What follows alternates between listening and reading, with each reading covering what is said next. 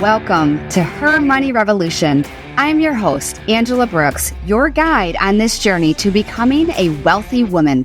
As a certified financial planner, business owner, and wealth advisor, I am on a mission to simplify the conversation around investing and to help women generate more wealth by making their money work for them. Join me as we navigate powerful financial planning strategies to help you achieve your personal and professional goals. This podcast is your go-to destination for no fluff, easy to implement financial and investing advice.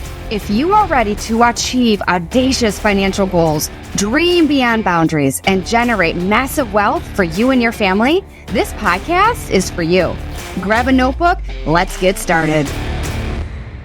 Hello and welcome to Her Money Revolution, the podcast where we empower women to grow their wealth by making their money work for them. I'm your host, Angela Brooks, and in today's episode, I'm addressing common financial challenges faced by women, and I'm providing practical solutions for overcoming them. I understand that financial obstacles can be very daunting. With the right strategies and the right mindset, we can navigate them together successfully. So I want to first address that I fully understand that money problems are not gender specific. It is just a natural part of life. And when you already struggle to make ends meet, you most likely experience that snowball effect that prevents you from achieving your financial goals or being able to plan for the future. Things like you might have a mountain of debt. You may be neglecting your health or avoiding specific activities because of money or because of the lack of money. So money problems come obviously in all forms, all different sizes. They can be short-term, they can be long-term, but oftentimes once they start, they can really throw you off track. And some of the common ones like loss of employment or unexpected medical expenses or medical emergencies, home repairs, vehicle repairs, separation, divorce. Some of these things are really hard and can be really daunting and continue to snowball and make it nearly impossible to start really getting one foot in front of the other. When we combine these financial challenges with gender-specific obstacles, it is a recipe for economic disaster. So I understand that money problems come in all forms. But today, in today's episode, I want to focus on the 5 financial challenges that are specific to women. And I want to discuss practical ways that we can overcome them together. So if you're ready, grab a pen, grab a notebook. Let's get started. Number 1 challenge faced by women is the invisible glass ceiling. The glass ceiling for women is legitimate. Whether you want to recognize it or not, it is real. Happens every day for women. Even Forbes weighed in on the matter. And there was an article that I read a few years ago that financial experts validated that working women might never break certain barriers. And then further studies are underway clearly to determine why there is this hindrance.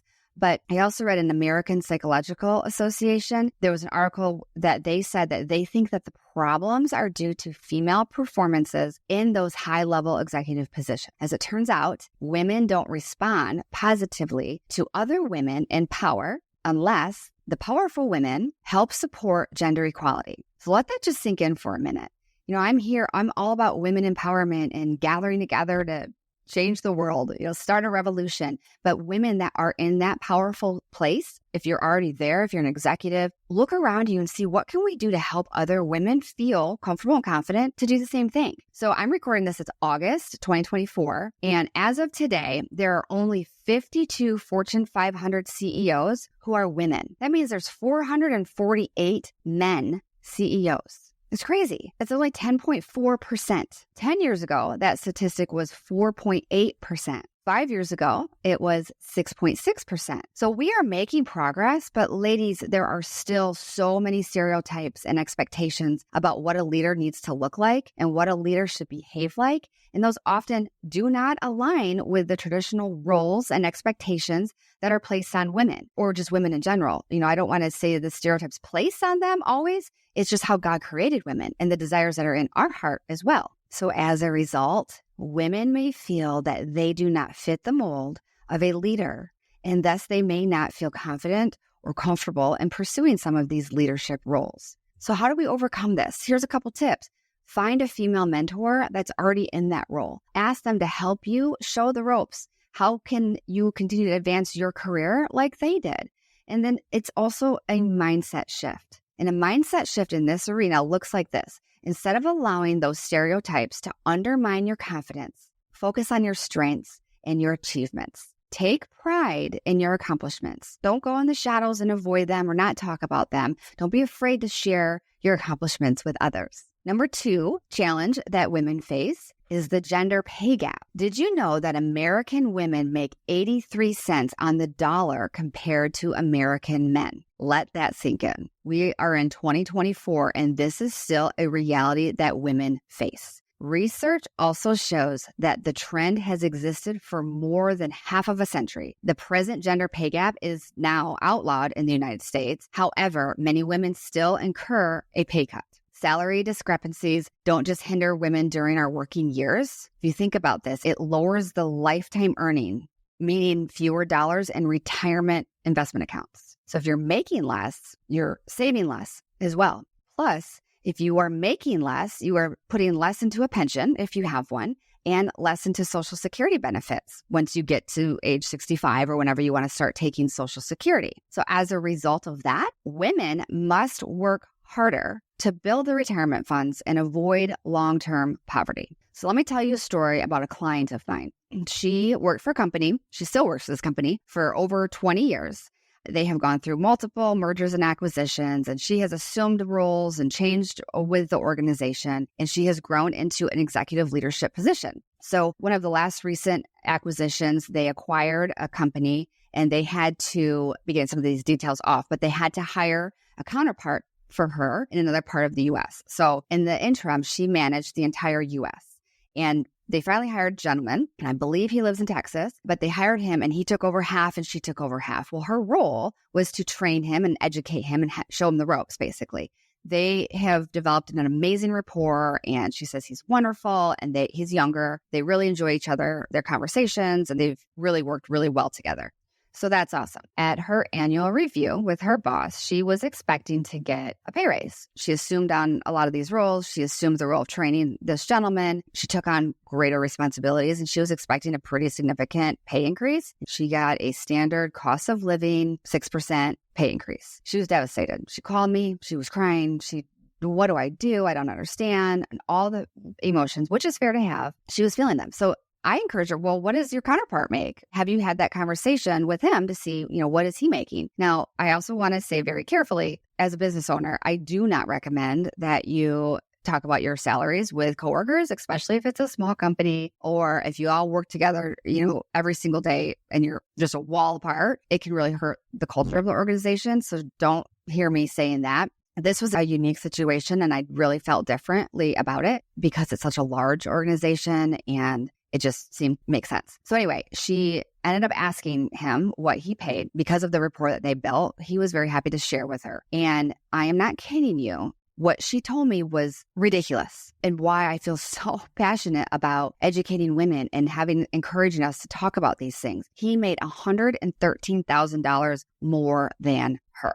He has less the responsibilities and less experience than her. What in the world? Okay, so now I don't try to pretend that I know all of the details around all of that, but that is substantial. And so clearly she was quite upset when she heard that. She went back to her boss and was able to make some more adjustments to her salary. But the goal of telling you this is that I want you to start that conversation with your boss. Do your research. Talk about your salary with your friends. And then this goes without saying, if you're not performing, if you're not showing up, if you're not doing the work, if you're not bringing that value, then clearly that's a completely different story. But with the assumptions that you're performing very well, talk to your boss about it. Have that conversation with him or her. What if I told you that achieving financial freedom is closer than you think? Whether you're just starting out or you're looking to take your finances to the next level, I've got something special for you. I've created a powerful guide that can help you get there, and that is the 6 steps to financial freedom. This isn't just another checklist. It's a strategic, step-by-step plan designed to help you build a solid financial foundation, eliminate debt, grow your savings, and invest in your future. And the best part, it's completely free. Head over to hermoneyrevolution.com/resources to download your free copy today.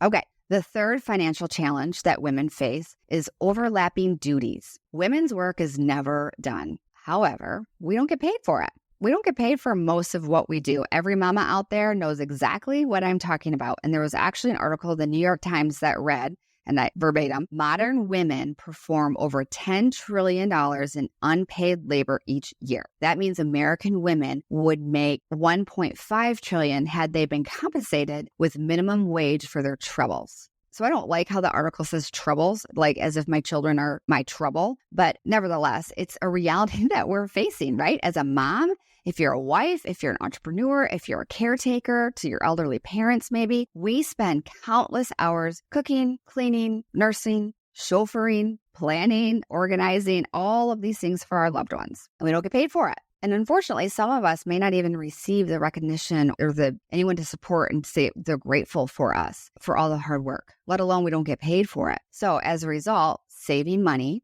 and planning for retirement are often neglected.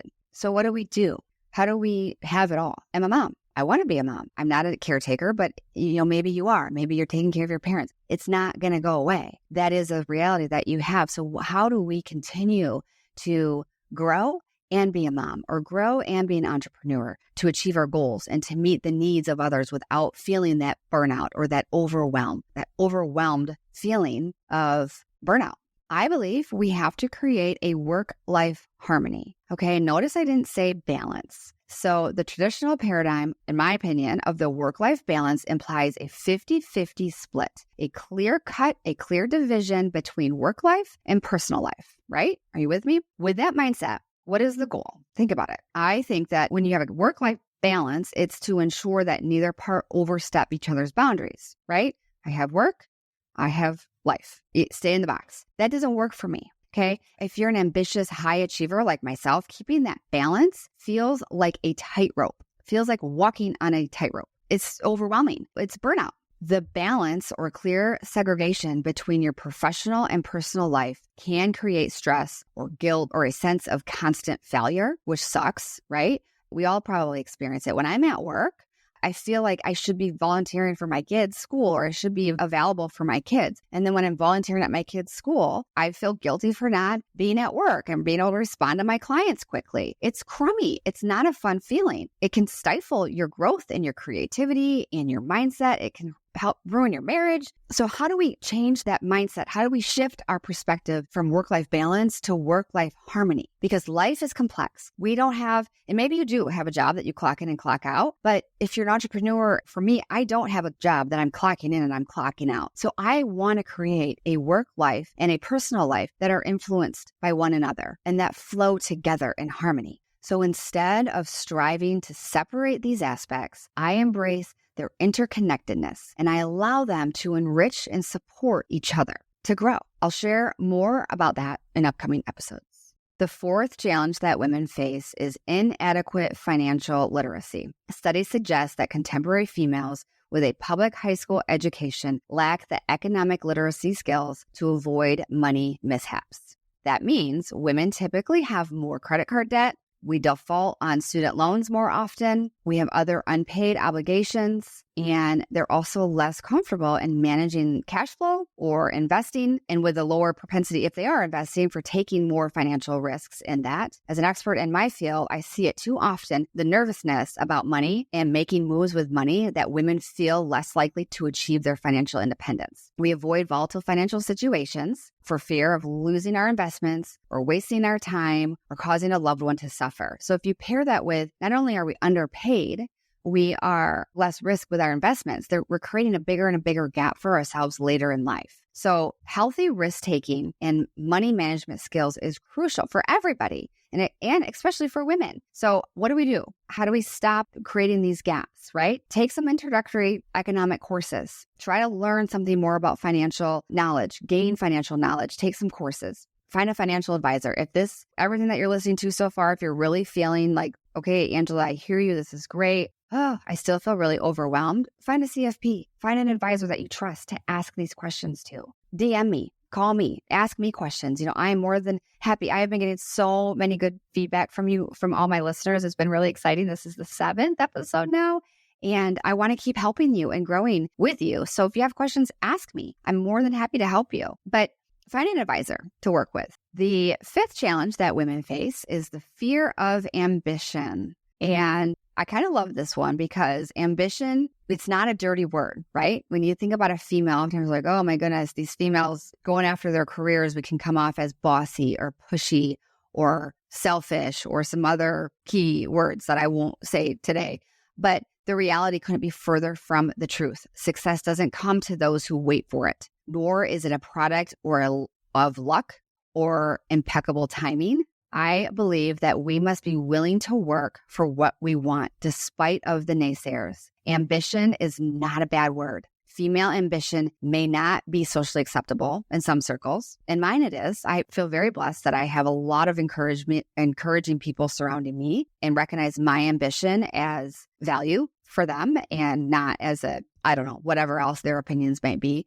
But refusing to kowtow to the double standard demonstrates that we want and deserve an equal slice of the pie. And here's the thing, if women, whomever is listening, if that offends you, that's most likely your personal problem. That I don't want that to stop me or to limit me. I want to be ambitious and I don't want your insecurities to interfere with my ambition.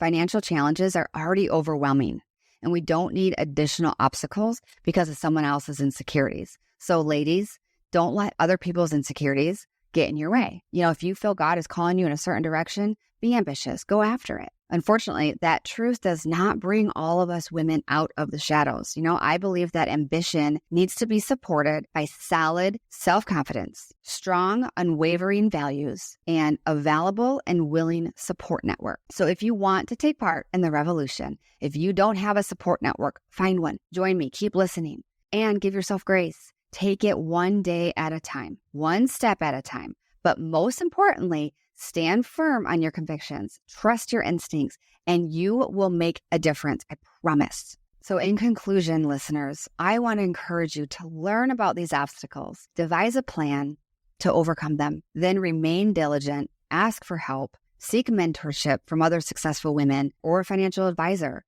Let me tell you, I have a group of ladies that we get together. We call each other BOLD. It's our BOLD group, Beyond Ordinary, Living Daringly. And it's a handful of women business owners. And we get together every month and we talk about our obstacles. We talk about our wins. We talk about things that we're struggling with. And the more time we get together and share all of this, we have that vulnerability and other women are like, I'm struggling with this as well. One of the ladies in the group just had a baby. She has older kids. There's a 10-year gap and she's a highly successful business owner. Business is thriving. And then her and her husband end up getting pregnant, and which is amazing and lovely. But she also then is struggling with, I'm doing this all over again. And then she's carrying a guilt of, I shouldn't feel guilty. This baby is the most amazing thing that's happened in our family. Yet she feels guilty. And she talked about this with us a couple of weeks ago. And then one of the other ladies in the group said, thank you for sharing that because I'm struggling as well with that guilt. We were all in tears. I mean, it's powerful. So find a group of women, whether you're a business owner or not, find a group of women, find a network